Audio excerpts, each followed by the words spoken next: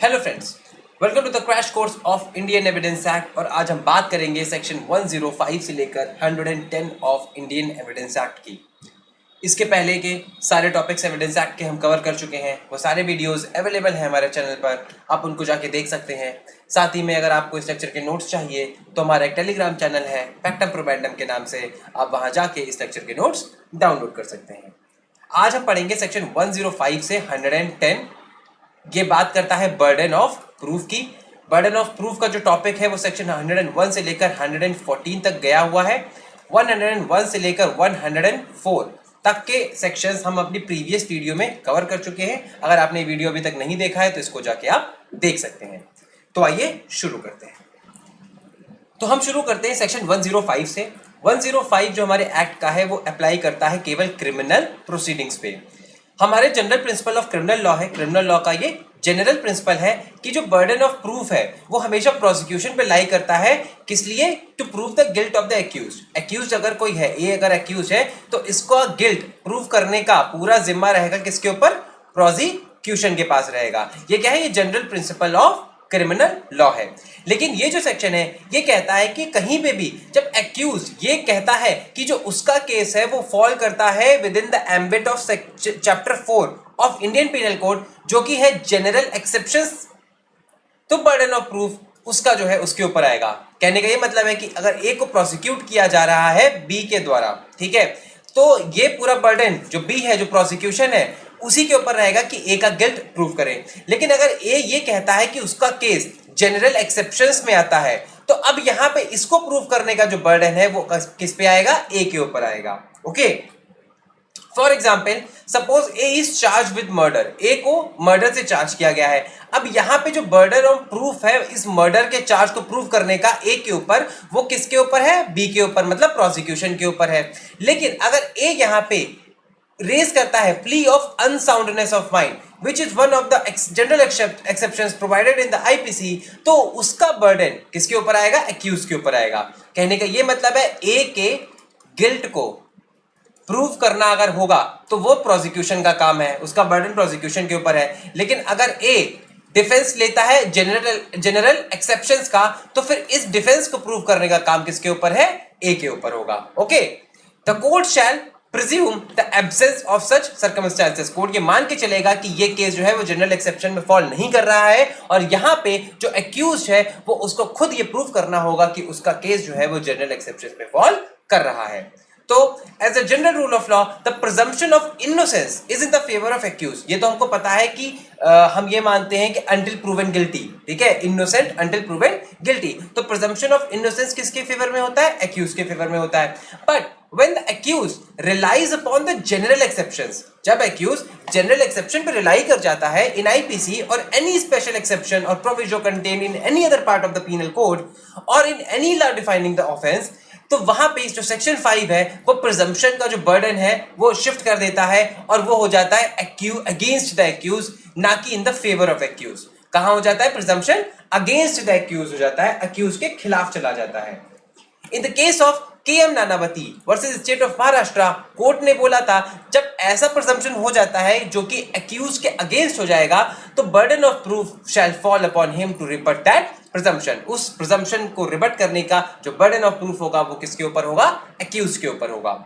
Under section 105, the court shall presume the absence of the circumstances. Court क्या करेगा? ये presume करेगा कि ऐसे सर्कमस्टांसेस है ही नहीं कि जो केस है वो जो जनरल एक्सेप्शंस है उसमें फॉल कर रहा होगा। ये कोर्ट को प्रूव करना होगा, ये एक्यूज को प्रूव करना होगा कि जो उसका केस है वो जनरल एक्सेप्शंस में आ रहा है। The court will presume that the case does not fall under any general exceptions unless proved by the accused. ये किसको प्रूव करना होगा? एक्यूज को प्रूव करना होगा। अब एक और सवाल उठता है कि ये जो प्रूफ है, जो एक्यूज से प्रूफ मांगा जा रहा है, ये इसका स्टैंडर्ड ऑफ प्रूफ क्या होगा? ठीक है, जैसे कि जब प्रोसिक्यूशन के ऊपर बर्डन होता है तो उसको जो गिल्ट है एक्यूज का, he has to prove it beyond reasonable doubt. Okay, कोई डाउट नहीं रहना चाहिए उसकी स्टोरी पे, बियॉन्ड रीजनेबल डाउट। तो generally in the criminal cases prosecution has to establish the charge beyond reasonable doubt in order to secure the conviction of the accused. तो अब जब प्रोसिक्यूशन के ऊपर बर्डन बियॉन्ड रीजनेबल डाउट का होता है तो क्या एक्यूज के पास भी बर्डन ऐसा ही होगा, एक्यूज के ऊपर भी यही बर्डन होगा? तो इसका आंसर दिया था कोर्ट ने Dayabhai Chhaganlal Thakkar versus state of Gujarat में, जहां पे एक्यूज ने ली थी plea of insanity under section 84 of IPC, जो कि जनरल एक्सेप्शंस में आता है। तो यहां पे कोर्ट ने कहा था कि even if the accused was not able to conclusively prove that he was actually insane at the time when he committed the offence, but if he able to create a doubt in the minds of the judges as to the accuracy of the prosecution's story, aiming to conclusively establish the accused's guilt, the court would acquit the accused because the initial burden of proof was on the prosecution to prove the charges beyond reasonable doubt। कहने का ये मतलब है कि जो prosecution है, अगर उसकी स्टोरी में एक्यूज अपने प्ली से बस एक डाउट क्रिएट कर देता है कि इसकी स्टोरी में कुछ मिसिंग है, तो चूंकि इसको प्रूव करना होता है बियॉन्ड रीजनेबल डाउट और उसने इसकी स्टोरी में डाउट क्रिएट कर दिया, तो क्या होगा, ये जो इसका स्टैंडर्ड ऑफ प्रूफ है ये इनफ होगा और यहां पे ये बच सकता है। Okay, he can be saved. Okay, तो हमने यहां पे सेक्शन 105 को देख लिया है। अब हम बात करेंगे सेक्शन 106 की। तो सेक्शन 106 कहता है कि whenever there is any fact which is within the special knowledge of a person, जो किसी पर्सन की स्पेशल नॉलेज में है, तो उस फैक्ट को प्रूव करने का बर्डन भी उसी पर्सन पे होगा। For example, a person is charged with offense of traveling without ticket, and if he takes the defense that he bought the ticket, then to prove this fact the burden of proof lies on him only, as this comes within the aspect of a special knowledge which he possess। okay, अगर वो without ticket travel कर रहा है और ये वो defence लेता है कि उसके पास टिकट है, तो इस फैक्ट को प्रूव करने का जो बर्डन है वो उसी पर्सन पे आएगा। तो ये कहता है सेक्शन 106। सेक्शन 106 बात करता है स्पेशल नॉलेज की। आगे बढ़ते हैं, है सेक्शन 107। अब देखिए, there is a general presumption of continuity of things. अगर हम कोड ऑफ लॉ की बात करें, जनरल एविडेंस की बात करें, तो एक प्रिजम्पशन रहता है कि कंटिन्यूटी ऑफ थिंग्स के तरफ हम झुकते हैं कि एक बार अगर कोई चीज दिखा दी गई है कि ये एग्जिस्ट करती है in the eyes of law, तो then it continues to exist in the eyes of law unless the contrary is proved। ठीक है, and this applies to continuity of life also। For example, section 7 जो है वो ये कहता है कि whenever a person is shown to be alive within last 30 years, अगर ये दिखा दिया गया है कि within last 30 years एक पर्सन जो है वो जिंदा है, तो प्रिजम्पशन यही होगा कि वो मर चुका है। और अगर कोई ये कह रहा है, वो प्रिजम्पशन यही होगा कि वो जिंदा है। और अगर कोई ये एलिज करता है कि ये बंदा मर चुका है, तो उस फैक्ट को प्रूव करने का बर्डन उसी पर्सन पे होगा। तो if anyone alleges that he is dead, he must prove that fact. Okay, although this presumption is not very strong and can easily be rebut, लेकिन ये presumption जो है वो बहुत strong नहीं है, इसको easily rebut किया जा सकता है। तो कहने का ये मतलब है कि अगर पिछले 30 years में if a person is shown to be alive, the presumption is that he is alive unless the contrary is shown, and the person who is alleging that he is dead, then he must prove that fact। okay, ये कहता है हमारा section 107।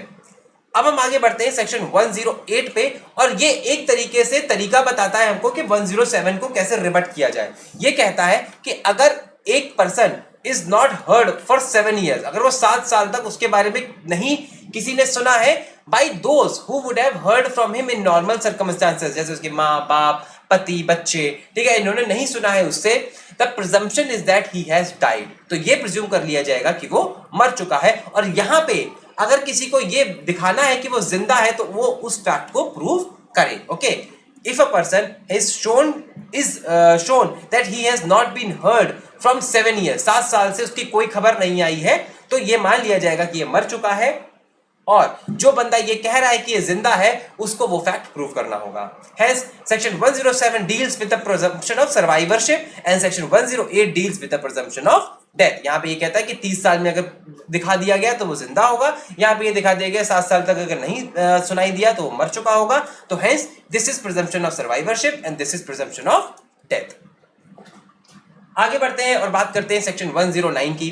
Section 109 कहता है कि when certain persons are shown to have acted as partners or as landlord and tenant or as principal and agent, तो law presume करेगा कि वो अभी भी वैसे ही रिलेटेड है, ठीक है, और इस बात का बर्डन कि वो ऐसे रिलेटेड नहीं है या ऐसे कभी रिलेटेड नहीं थे, उस आदमी पे पड़ेगा जो ये बात कहने की कोशिश कर रहा है.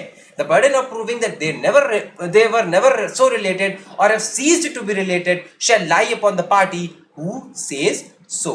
Okay, तो ये था हमारा सेक्शन 109. और लास्ट है हमारा आज का सेक्शन 110. ये कहता है, ये डील करता है with the presumption as to ownership drawn from possession and the corresponding burden of proof. कहने का ये मतलब है कि ये सेक्शन कहता है कि अगर कोई भी वस्तु है, कोई भी ऑब्जेक्ट है, वो अगर किसी के पोजेशन में है तो ये माना जाएगा कि वो इसका ओनर है. ये प्रिज्यूम किया जाएगा. ये इनिशियल प्रिजम्पशन होगा कि he will be the owner of that object. और अगर कोई पर्सन इस फैक्ट को डिस्प्यूट करना चाहता है तो वो उस फैक्ट को प्रूव करे. When the question is whether any person is owner of anything of which he is to be shown to be in possession, the burden of proving that he is not the owner is on the person who affirms that he is not the owner. वो बंदा जो ये कह रहा है कि ये property इसकी नहीं है, तो वही प्रूव करेगा कि ये प्रॉपर्टी इसकी कैसे नहीं है. ओके, तो आज हमने सेक्शन 105 से लेकर 110 तक सारे देख लिए हैं, सारे एस्पेक्ट इनके डील कर लिए हैं. अगली बार जब हम मिलेंगे तो बात करेंगे सेक्शन 111 एंड 112 की. लॉ फील्ड से रिलेटेड अगर आपको कोई और इन्फॉर्मेशन चाहिए तो आप इस ऐप को डाउनलोड कर सकते हैं. लॉ समझो, मेकिंग लॉ इजी. इसमें आपको लॉ फील्ड से रिलेटेड बहुत सारे आर्टिकल्स मिलेंगे और रीसेंट केसेस का क्रिटिकल एनालिसिस भी मिलेगा. अगली बार जब हम मिलेंगे तब तक के लिए thank you and happy learning.